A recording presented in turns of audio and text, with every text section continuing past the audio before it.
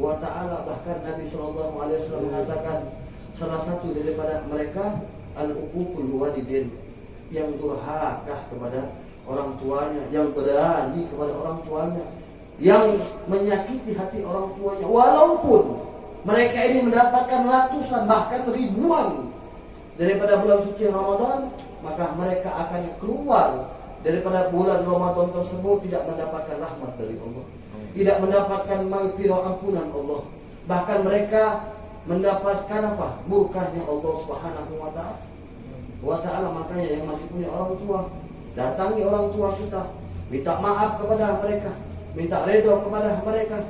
Bahkan Nabi mengatakan ridallah fi ridha walidin wa suhtullah fi suhtil walidin. Ridhonya Allah itu terletak daripada ridhonya orang tua. Bahkan murkanya Allah pun terletak daripada murkanya orang tua. Bahkan dikatakan oleh Al-Imam Al-Habib Abdullah Al-Haddad, beliau mengatakan, jikalau kalian ingin mengetahui apakah Allah itu redha kepada kalian, apakah Allah itu murka kepada kalian, beliau mengatakan, lihatlah kepada orang tua kalian. Jikalau orang tua kalian redha, berarti Allah pun redha. Dan sebaliknya, jikalau orang tua kita murka, berarti apa? Allah pun murka kepada kita. Sebagaimana dalam hadis qudsi juga Allah Subhanahu wa ta'ala mengatakan, man asbaha murdiyan liwalidayhi wa musfitan bi fa ana anhu radin, wa man asbaha murdiyan bi wa musfitan liwalidayhi fa ana alaihi sahitun. Barang siapa yang di pagi harinya ia menyenangkan hati orang tuanya, mendapatkan doa orang tuanya, mendapatkan ridho orang tuanya, walaupun di sore harinya ia mendapatkan murkanya Allah. Allah murka kepada orang tersebut. Yang tadinya Allah murka melihat memandang orang tuanya ridho, murkanya Allah menjadi ridho karena apa? Memandang orang tuanya ridho. Dan sebaliknya, barang siapa di pagi harinya kurang ajar kepada orang tuanya, menyakiti hati orang tuanya, durhaka kepada orang tuanya, walaupun di sore harinya ia beribadah kepada Allah, dia zakat, dia haji, walhasil ia membuat Allah ridho. Yang tadinya Allah ridho menjadi murka karena apa? Karena memandang orang tuanya murka kepada anak tersebut. Maka setelah mendengar hadis tersebut, ada seorang sahabat Nabi Muhammad SAW bertanya kepada Rasulullah, ya Rasulullah, bagaimana wahai Nabi Muhammad jikalau orang tua tersebut, wahai Nabi, dia menzalimi anaknya, dia menyakiti hati anaknya, wahai Rasulullah. Kata Nabi Muhammad apa? Walaupun demikian, wahai sahabatku. Makanya dahulu waktu diceritakan, ada seorang sahabat Nabi Muhammad SAW datang kepada Rasulullah. Dia datang kepada Nabi Muhammad mengadukan orang tuanya yang menzalimi anaknya, yang merampas harta anaknya.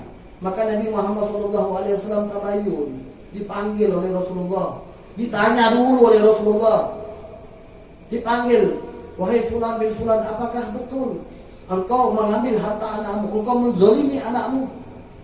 Kata orang tua tersebut menjawab dengan suara yang terlatih-latih. Karena apa? Yang bertanya Nabi Muhammad SAW. Takut orang tua ini. Maka orang tua itu mengatakan, ya Rasulullah, engkau dengarkan aku dulu wahai Nabi. Ini anakku wahai Rasulullah. Dahulu dia adalah orang yang lemah wahai Nabi Muhammad. Aku orang yang kuat wahai Rasulullah. Dahulu anakku tidak mempunyai apa-apa wahai Nabi Muhammad. Aku orang kaya wahai Nabi Muhammad. Hartaku banyak wahai Rasulullah. Dan aku tidak pernah sedikit pun wahai Nabi melarang hartaku untuk anakku wahai Nabi Muhammad. Aku rela lapar kalau anakku kenyang wahai Nabi Muhammad. Aku rela terluka kalau anakku selamat wahai Nabi Muhammad. Akankah setelah aku fakir, aku lemah, aku tidak mempunyai apa-apa lagi wahai Rasulullah, ia melarang hartanya dari aku wahai Nabi Muhammad? Apakah begitu ajarannya wahai Rasulullah?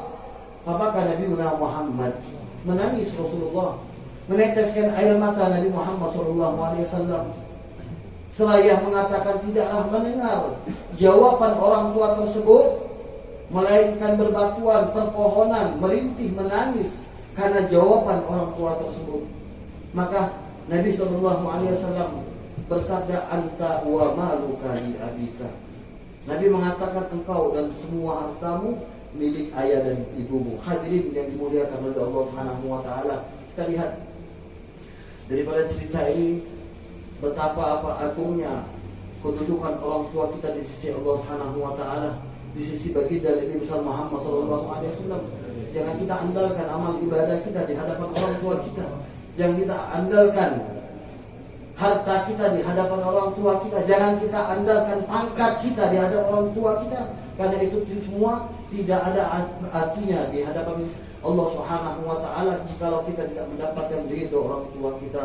Marilah kita berdoa kepada Allah Subhanahu wa taala, mudah-mudahan di bulan suci Ramadan ini Allah Subhanahu wa taala terima semua amal ibadah kita. Allah Subhanahu wa taala ampunkan semua dosa-dosa kita, dan mudah-mudahan Allah Subhanahu wa taala panjangkan umur orang tua kita.